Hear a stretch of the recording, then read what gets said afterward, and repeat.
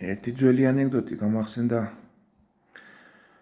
შვილი ეკითხება მამას, რომ მამაო, მთვარეზე ხალხი თუ ცხოვრობს, მოსახლეობა თუ არიო და მამამ პასუხობს, რომ რა ვიცი მამა შვილო, რა გითხრა, მთელი ღამე შუქიანთია განათებული, გაჩახჩახებული არისო და ალბათ არიანო, რა ვიცი, რა გითხრა სხვა.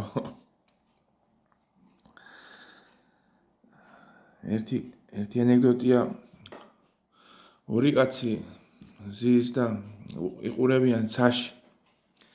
და ისე რა მაგარი გამოგონება არის, თვითფრინავიო, თვითფრინავს ხედავენ მიფრინავს.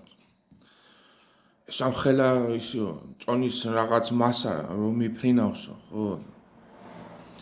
და ისე ეტყვის მეორე, ხელა ცეცხლო წაგიკიდე, მე ტრაქში გაფრინდები აბარაცისო.